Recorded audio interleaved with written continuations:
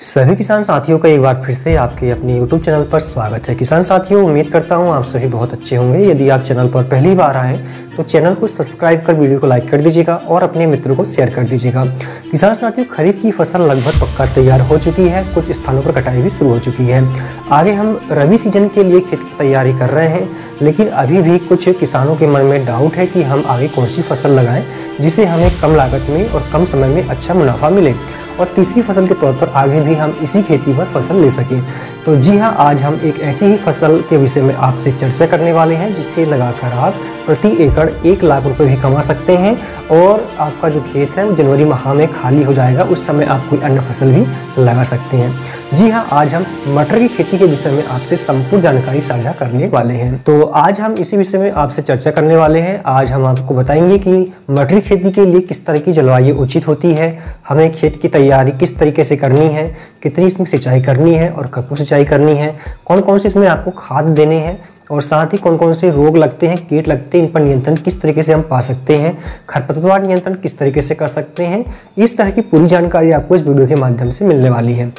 हम बात करें अगर कि मटर की खेती के लिए किस तरीके की जलवायु होना चाहिए, तो पूरे भारत में जो है मटर की खेती के लिए उत्तम जलवायु पाई जाती है। किसान साथियों, इसे थोड़ी नम जलवायु की आवश्यकता होती है। कम से कम 12 डिग्री सेल्सियस से लेकर 30 डिग्री सेल्सियस का तापमान इसके लिए उचित माना जाता है।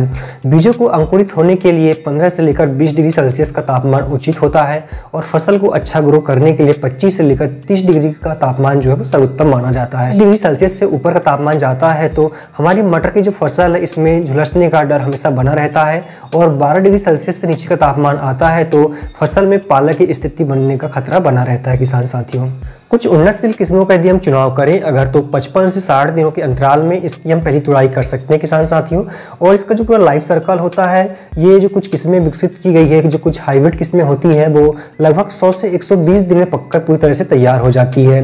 यदि हमें अनुकूलित समय मिलता है तो निश्चित ही इससे हम 40 से 45 क्विंटल तक का प्रति एकड़ से उत्पादन ले सकते हैं। यदि हमें 20 रुपये का भी रेट मिलता है किसान साथियों तो निश्चित ही 1 लाख रुपए के आसपास का हमारा इससे टोटल मुनाफा निश्चित हो जाता है। आगे हमारा प्रश्न होता है कि हम किस तरीके की मिट्टी का चुनाव करें जिससे हमें अच्छा उत्पादन मिले। तो किसान साथियों, मटर की जो फसल होती है सभी प्रकार की मिट्टी में अच्छा ग्रो करती है। आपके पास लाल मिट्टी हो, लेटराइट मिट्टी हो, जलोढ़ मिट्टी हो, काली मिट्टी हो, दोमट मिट्टी हो, सभी प्रकार की मिट्टी में जो है अच्छा उत्पादन आपको मिलेगा। सिर्फ आपको ध्यान रखना है कि उत्तम जल निकासी वाली भूमि हो और यदि जल धारण करने की क्षमता उसमें अच्छी है तो अच्छा उत्पादन आपको मिलेगा।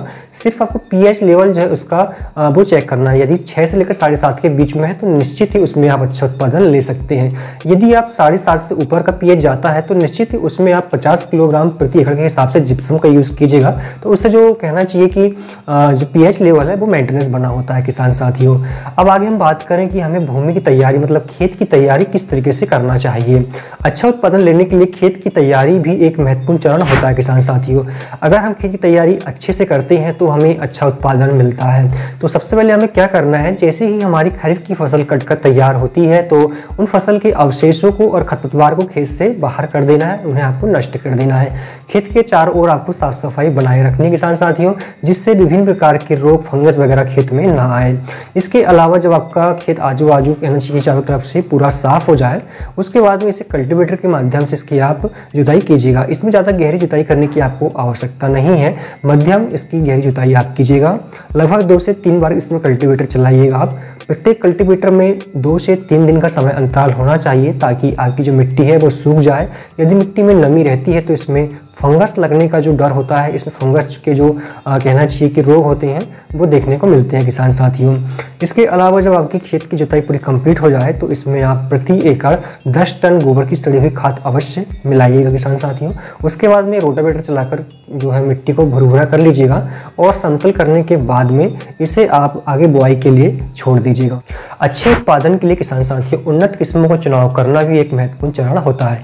तो यदि हम कुछ उन्नतशील किस्मों की बात करें अगर तो इसमें सबसे पहले हम ले सकते हैं पूसा प्रगति करके, जिसकी पहली तुड़ाई 70 दिन के आसपास शुरू हो जाती है। इसके अलावा इसके फलियों में 9 से 10 दाने पाए जाते हैं किसान साथियों। इसके अलावा इसकी जो लंबाई है 8 से लेकर 10 सेंटीमीटर की पाई जाती है। प्रति एकड़ का उत्पादन 35 से 40 क्विंटल तक का लिया गया है। अगली किस्म में बॉन बिले करके आती है जो कि 85 दिन के आसपास इसकी पहली तुड़ाई होती है। फली जो है 2 से 3 गुच्छे मतलब एक गुच्छे में 2 से 3 फलियां पाई जाती है। ठीक है। इसके अलावा इसमें 9 से 10 दाने एक फली में पाई जाती है। फली की लंबाई 8 से 10 सेंटीमीटर की होती है। अगली जो किस्म है वो है अर्किल करके आती है, जिसकी पहली तुड़ाई 55 से 60 दिन में शुरू हो जाती है। इसके पौधे छोटे होते हैं, फलियां हरे रंग की होती हैं। फली की जो लंबाई है 8 से 10 सेंटीमीटर की होती है और इसमें जो दानों की संख्या होती है 9 से 10 पाई जाती है। इसकी उत्पादन की हम बात करें अगर तो 40 से 45 क्विंटल प्रति एकड़ में देखी गई है किसान साथियों। इसके अलावा एक और वैरायटी है PSM3 करके आती है, जिसकी उत्पादन क्षमता जो है वो 40 क्विंटल के आसपास है और पहली तुड़ाई ये जो है 50 से 60 दिन में शुरू हो जाती है। इसकी फलियों में भी 10 से 12 दाने पाए जाते हैं किसान साथियों और फली की लंबाई जो है वो 11 से 12 सेंटीमीटर की पाई जाती है। अब प्रश्न उठता है कि हमें मटर की बुआई कब करना चाहिए। तो किसान साथियों 1 अक्टूबर से लेकर 30 नवंबर से पहले इसकी बुआई हमें कंप्लीट कर लेना चाहिए। इस बीच जो होता है सबसे अनुकूलित समय होता है, इसमें बोई गई फसल का उत्पादन हमें अच्छा मिलता है। मेथी बोने के लिए किसान साथियों प्रति एकड़ 35 से 40 किलोग्राम बीज की आवश्यकता होती है और पछेती बोने के लिए 30 से 35 किलोग्राम बीज की हमें आवश्यकता होती है। बीज बोने से पहले हमें इसे उपचारित अवश्य कर लेना चाहिए। इससे जो फफूंदी रोग होते हैं वो नहीं लगते हैं। इसके अलावा फंगस वगैरह भी इसमें नहीं लगते हैं किसान साथियों। इसमें आप कैप्टॉन या फिर थीरम से उपचारित कर सकते हैं। कैप्टॉन या थीरम की 2 ग्राम मात्रा प्रति किलोग्राम बीज के हिसाब से इसे आप अवश्य उपचारित कीजिएगा। किसान साथियों हम जब भी मटर की बुआई करें तो इसे हमें कतारों में करना चाहिए। कतार से कतार की दूरी हमें 25 से 30 सेंटीमीटर की दूरी रखना चाहिए। पौधे से पौधे की दूरी हमें 3 से 4 सेंटीमीटर रखना चाहिए और बीजों की जो गहराई है वो हमें 3 से 4 सेंटीमीटर की गहराई पर बोना चाहिए किसान साथियों। आगे बात आती है कि हमें इसमें कौन कौन से खाद डालना चाहिए जिससे हमें अच्छा उत्पादन मिले। तो मटर की खेती में किसान साथियों बहुत कम खाद की आवश्यकता होती है, खासकर नाइट्रोजन की बहुत कम इसमें आवश्यकता होती है। इसमें हमें बोने से पहले मतलब खेत की तैयारी करते समय तो पहले हमें गोबर की खाद इसमें डाल लेना है 10 टन प्रति एकड़ के हिसाब से। उसके अलावा जब हम इसकी बुआई कर रहे हो तो बीज में मिलाकर या बीज बोने से पहले खेत में हमें 50 किलोग्राम का जो DAP का बैग आता है वो लेना है। इसके अलावा 25 किलोग्राम यूरिया लेना है, 20 किलोग्राम पोटास लेना है, 5 किलोग्राम माइक्रो न्यूट्रिएंट्स लेना है आपको। इसके अलावा 50 किलोग्राम नीम की जो खल आती है वो लेना है। सभी का मिश्रण बनाकर खेत में छिड़काव कर देना है किसान साथियों। या तो फिर यदि बीज के साथ में कोई साधन हो आपके पास में बीज में मिलाकर बोने का तो उसमें मिलाकर भी आप बो सकते हैं किसान साथियों। इसके अलावा जब आपकी फसल 35 से 40 दिन की हो जाए तब उस समय आपको 25 किलोग्राम यूरिया लेना है, उसमें 10 किलोग्राम आपको पोटाश डालना है और 5 किलोग्राम माइक्रो न्यूट्रिएंट्स। इसका मिश्रण बनाकर इसका छिड़काव आपको कर देना है। सिर्फ 2 ही बार आपको इसमें खाद डालने हैं, आगे आपको खाद डालने की इसमें आवश्यकता नहीं होगी किसान साथियों। आप बात कर लेते हैं सिंचाई की। तो मटर की फसल में सिंचाई की बहुत कम आवश्यकता होती है। यदि हमारे बीज नमी में जाते हैं, मतलब बीज जहां हम बो रहे हैं वहां यदि नमी अच्छी है तो आपको बुआई के तुरंत बाद सिंचाई नहीं करना है। जब पूरे बीज हमारे अंकुरित हो जाए और बीज के जो पौधे हैं हमारे लगभग 2 से 3 सेंटीमीटर का हो जाए तब आपको पहली सिंचाई करना है। इसके अलावा फिर दूसरी सिंचाई आपको फूल अवस्था में करना है और तीसरी सिंचाई आपको पहली तुड़ाई के बाद में करना है किसान साथियों। ठीक है, इस तरह से तीसरी सिंचाई में आपकी पूरी मटर की जो खेती है वो कंप्लीट हो जाएगी। यदि आपके बीज नमी में नहीं जा रहे हैं तो बुआई के तुरंत बाद पहली सिंचाई आप इसकी कर सकते हैं। आगे बात आती है किसान साथियों खरपतवार नियंत्रण की। तो मटर की फसल में खरपतवार नियंत्रण करना बहुत आवश्यक होते हैं। इसमें चौड़ी पत्ती, सांकड़ी पत्ती के जो खरपतवार होते हैं ये हमेशा फसल वर्गीय पौधे से प्रतिस्पर्धा करते हैं, पोषक तत्वों के लिए, प्रकाश संश्लेषण के लिए, पानी के लिए, बहुत सारी चीज़ों के लिए।